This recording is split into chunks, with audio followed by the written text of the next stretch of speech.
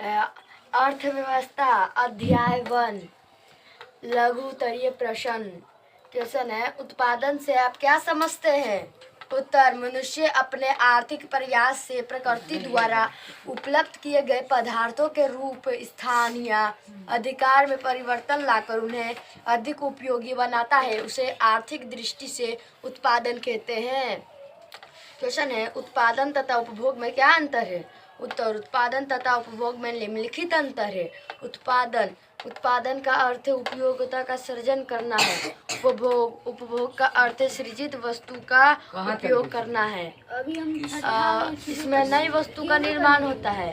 उपभोग में इसमें नई या पुरानी का उपयोग होता है। तीसरा, उत्पादन का साधन हल, बैल, मजदूर, भूमि, श्रम इत्यादि है।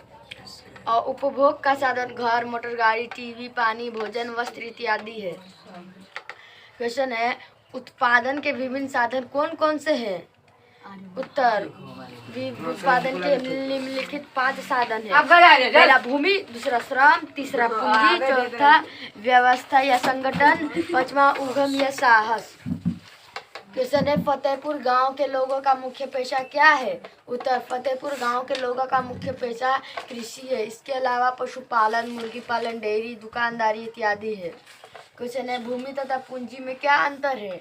उत्तर, भूमि तथा पूंजी में निम्न अंतर है। भूमि का अर्थ जमीन, स्थल, पहाड़, नदी, समुद्र, खनिज इत्यादि, जबकि पूंजी का अर्थ संपत्ति, रुपया, धन, कच्चा माल, मशीन, कल कारखाने इत्यादि है।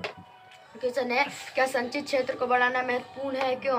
उत्तर, संचित क्षेत्र को बढ़ाना महत्वपूर्ण है क्योंकि संचित क्षेत्र बढ़ाने से कृषि में बढ़ोतरी होगी और किसान को प्रकृति पर निर्भर नहीं रहना पड़ेगा।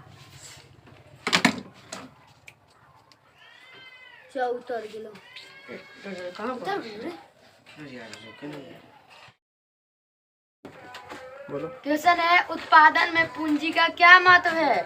उत्तर, उत्पादन में पूंजी का अहम भूमिका है क्योंकि पूंजी के बिना किसी भी वस्तुओं और सेवाओं का उत्पादन नहीं हो सकता है। अब हम पढ़ने वाले दीर्घ उत्तरीय प्रश्न। पहला, उत्पादन की परिभाषा दीजिए। उत्पादन के कौन कौन से साधन हैं? व्याख्या करें। उत्तर, मनुष्य अपने आर्थिक प्रयास से प्रकृति द्वारा उपलब्ध किए गए पदार्थों के रूप, स्थान या अधिकार में परिवर्तन लाकर उन्हें उपयोगी बनाता है। आर्थिक दृष्टि से इन्हें उत्पादन कहते हैं। उत्पादन के 5 साधन हैं। पहला, भूमि को लैंड बोलते हैं। दूसरा, श्रम को लेबर बोलते हैं। तीसरा, पूंजी को कैपिटल बोलते हैं। चौथा है व्यवस्था या संगठन, इसको ऑर्गेनाइजेशन को बोलते हैं। पांचवा है उद्यम या साहस, इसको इंटरप्राइज बोलते हैं। इससे आगे अगला पार्ट।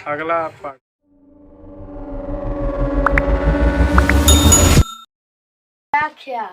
पहला, भूमि। उत्पादन के लिए सर्वप्रथम भूमि की आवश्यकता पड़ती है। इसके बिना तो उत्पादन हो ही नहीं सकता। उत्पादन के लिए भूमि, जमीन की ऊपरी सतह का होना अति आवश्यक है। दूसरा, श्रम। उत्पादन के लिए श्रम का होना भी जरूरी है क्योंकि उत्पादन बढ़ाने के लिए तंत्र परिश्रम करना पड़ता है। तो उत्पादन का पैदावार अच्छी है, इसके लिए किसान को दिन रात एक करके श्रम करना पड़ता है। या पूंजी। उत्पादन के लिए पूंजी की भी आवश्यकता होती है।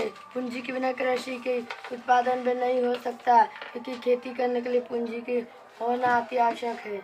चौथा, व्यवस्था या संगठन। उत्पादन के लिए यह कार्य विशेषकर व्यवस्थापक अथवा संगठनकर्ता द्वारा किया जाता है। इस प्रकार व्यवस्था या संगठन उत्पादन का एक महत्वपूर्ण साधन है। बड़े पैमाने पर उत्पादन कार्य में व्यवस्था या संगठन का महत्व और बढ़ जाती है। जितना ही अच्छा उद्यमी होगा उतना ही व्यवस्था या संगठन चुस्त होगा। साहस या उद्यमी। उत्पादन का कार्य जोखिम से भरा पड़ा होता है। जो इस जोखिम का वहन करता है उसे उद्यमी या साहसी कहा जाता है। आधुनिक समय में उत्पादन के जोखिम को वहन करने के लिए साहसी की भूमिका बहुत ही बढ़ गई है। अब दूसरा क्वेश्चन है, उत्पादन के साधनों में संगठन एवं साहसी की भूमिका का वर्णन करें।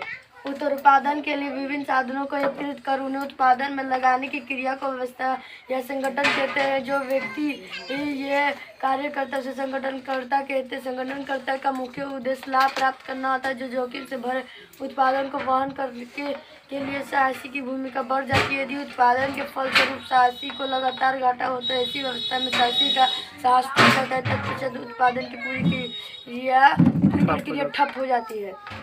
क्वेश्चन तीसरा क्वेश्चन, फतेहपुर गांव में कृषि कार्यों पर एक संक्षिप्त टिप्पणी लिखे। उत्तर, फतेहपुर गांव में कृषि ग्राम भूमि का यहाँ के लोग कृषि पर निर्भर रहते हैं। इसके अलावा पशुपालन, मुर्गी पालन, डेयरी, दुकानदारी इत्यादि पर भी निर्भर है। यहाँ के लोग कृषि करके अपना गुजर बसर करते हैं। यहाँ की गाँव में खेती ही उत्पादन की प्रमुख गतिविधियाँ, जिन्हें गैर कृषि क्रियाएं कहा गया है। खेती में आए नई तकनीक एवं क्रांति के बाद भी कृषि पर निर्भर है।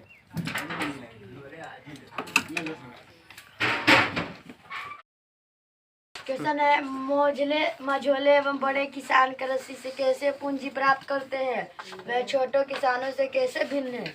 उत्तर, मझोले एवं बड़े किसानों के पास अधिक जमीन होती है। वे बड़े पैमानों पर कृषि का उत्पादन करते हैं।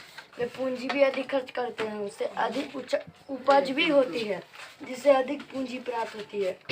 लेकिन छोटे किसान के पास काफ़ी कम भूमि होती है, जिससे पैदावार भी कम होती है और पूंजी भी कम प्राप्त होती है। इसे खेती करने के लिए पैसा भी उधार लेना पड़ता है।